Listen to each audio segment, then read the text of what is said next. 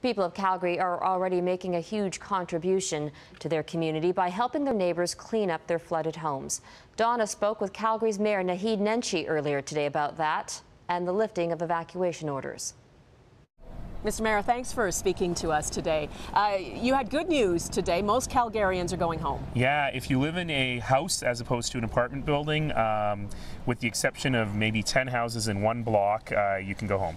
Doesn't mean power's there, doesn't mean gas is there, but you can go home and at least do an assessment. Which is great news, but as you know from visiting these people, going in their basements, going in their homes, so much is destroyed. Very difficult for them in a lot of cases to be able to live there in the very near future. Also, they're facing thousands, possibly hundreds of thousands of dollars each in damage. What comfort can you give to them? Look, this is a scary time, and I know that first time when you open your front door, you're terrified at what you're going to find. And I pray that most of you will find dry basements, and most of you have found dry basements. But now the hard work begins. And really my message is not so much a message of comfort to the people who've been afflicted, because what can you say? You've lost things that are irreplaceable to you, that are important to you and your family. But I have a real message to other Calgarians that while our neighbors are being dragged down, it's our job to lift them up.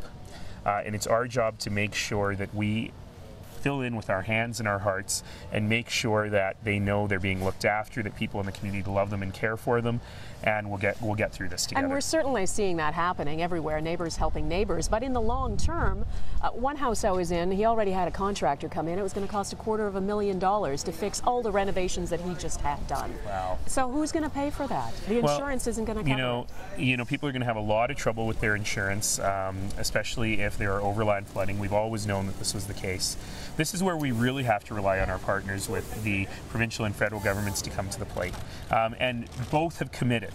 Both have committed that they're there. The Premier has announced $1 billion. The federal government, by legislation, will cost share with the province on that. And my job here is to really advocate to make sure that those programs are as generous as possible.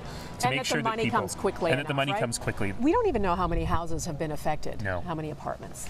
No, we don't. And we're not going to know for... Is it hundreds, thousands? Do we... You know, we're not going to know for a good long time because people are just getting into their homes now to do their assessments.